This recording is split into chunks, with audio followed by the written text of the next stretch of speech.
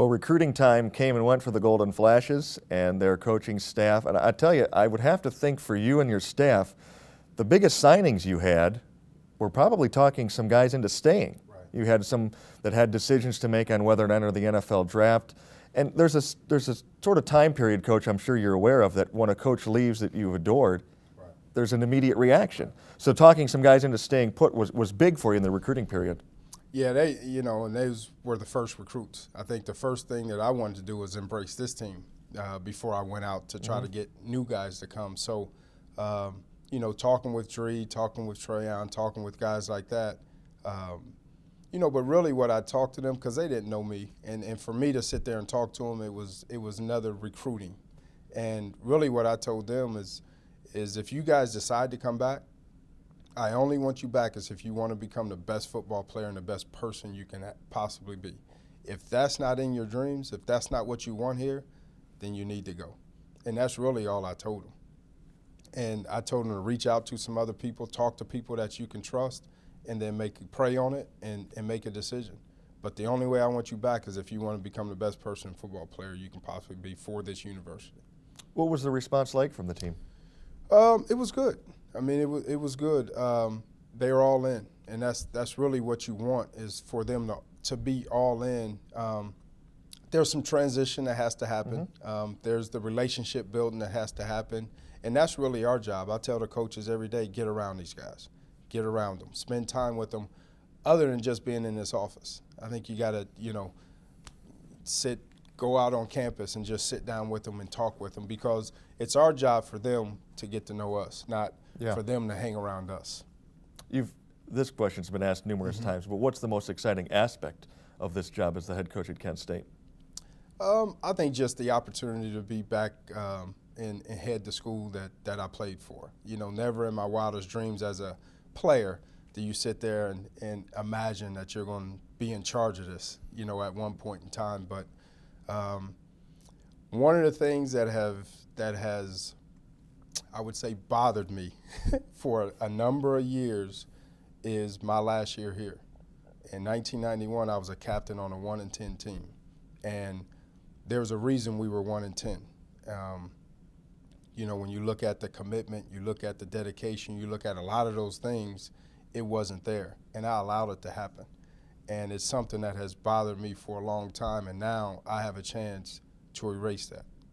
What kind of motivation has that provided? Sounds like that's a big source of motivation for you. Very much so. Every day, and again, once, this job came about, me and my wife sat down and talked, and I told her that we have to give 365 days a year to this place, and I needed her all in, this decision also too. But it's very high motivation for me. That's what excites you about the job. What concerns you at all about it? Really that we can continue to move forward. And I think when you talk about this day and age of a football program in the so-called mid-major, range, you talk finances, you talk facilities, you talk, there's a lot of things in recruiting that has changed the game. Oregon has changed the game in recruiting because it's all about uniforms, it's all about stuff.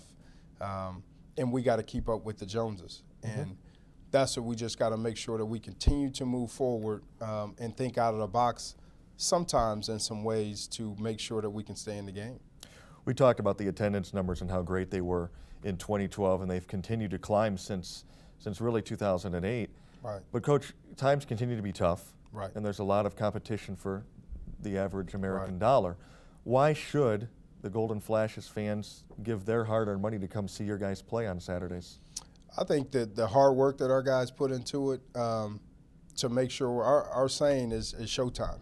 They want to make sure on Saturday that they put on a great show. And I think it's fun for our fans to watch. I think it's a good, tough, physical brand of football that they will see that they will have a lot to cheer for. And that's what fans want to come. They want to come to the games and cheer about something. And I think we'll have a lot for them to cheer about. At 11-3, Kent State was a good football team last year. What's the difference between a good football team and a good football program? You continue it. I think it's year in and year out that you put a good product on the field and off the field. We also have 49 guys with a 3.0, grade point average. our goal this semester is 55. So we won't have the wins and losses for this semester. So the only thing that we can measure ourselves on, at this point in time right now is that we get better every day and that we finish this semester with 55 or more guys over a 3.0. I think in the fall, when you move to the fall, it's the same thing. Our next goal will be 60 guys and also continue to, compete in the MAC, try to win the MAC and get to another bowl game. We sit here about a month or so away from when you'll officially start your spring practice. Yeah. If you have an agenda and a checklist of things to get done, what's at the top?